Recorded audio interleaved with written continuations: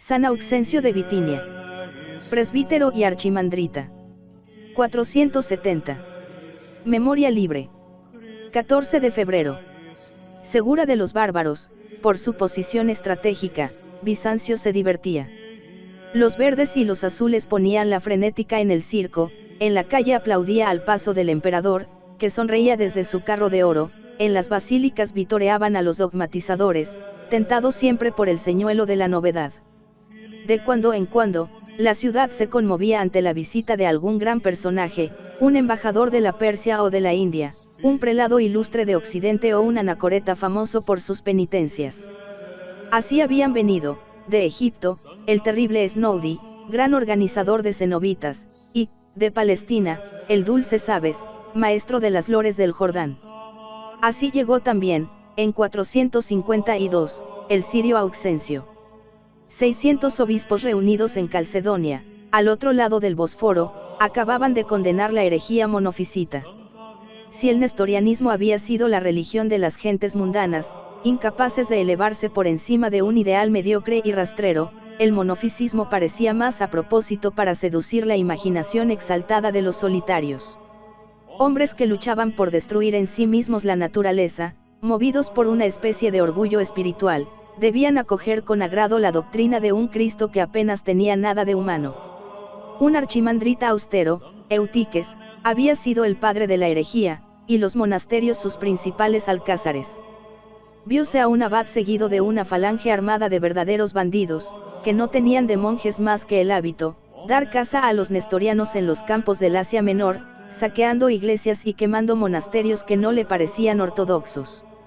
Allí, a unas leguas de Calcedonia, donde se habían reunido los padres, en las alturas del monte Oxia, había un penitente famoso, vestido de pieles, arruinado por la austeridad, espiritualizado por la oración y entregado a la terrible tarea de abandonar su cuerpo por atender solo a su espíritu.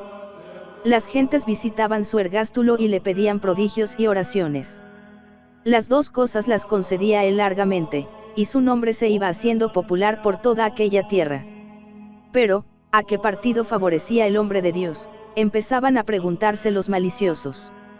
¿Está con Eutiques, el que niega las dos naturalezas, o con Nestorio, el que distingue dos personas, o con los padres del concilio calcedonense, que admiten dos naturalezas en una persona?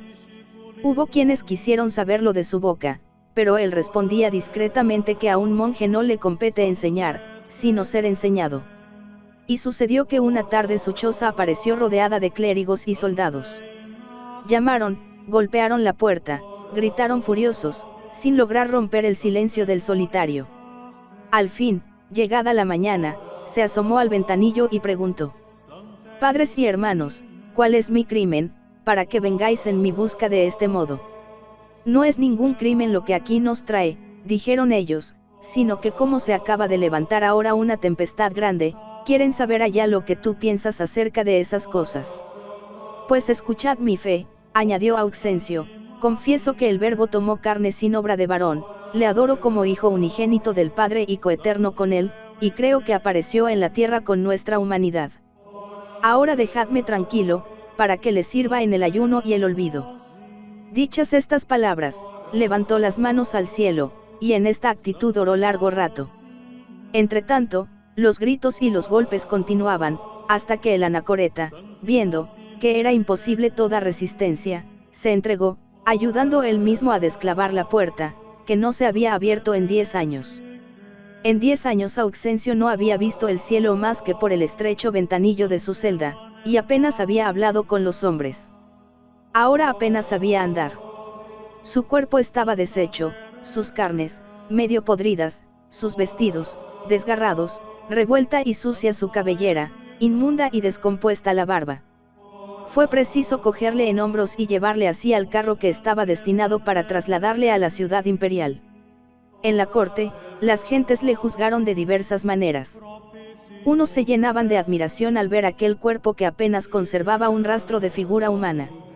Auxencio secundus San Auxencio de Bitinia hacía con esa libertad de los hombres que han estado mucho tiempo apartados del trato con sus semejantes. Esto daba a su aspecto algo de teatral. Se le veía rezar en actitudes extrañas, despreciar toda comodidad y regalo, recoger los gusanos blancos que se escapaban de sus carnes purulentas, para colocarlos de nuevo en los hoyos abiertos por las úlceras. «Eres un comediante», le decían muchos, a lo cual contestaba él: «Sí, soy un cómico de Cristo, un siervo de Dios, que cree en la Santa e Inmaculada Trinidad y confiesa a la Madre de Dios Inmaculada». Otros, en cambio, se acercaban a él para besar sus llagas, pedirle consejos, arrancarle como reliquias preciosas los guiñapos del vestido o recoger los pedazos que se desprendían de su cuerpo. A uno que le quitó una uña del pie, le contestó: «Te has creído que no soy un hombre, y que no he sentido el dolor que me has hecho».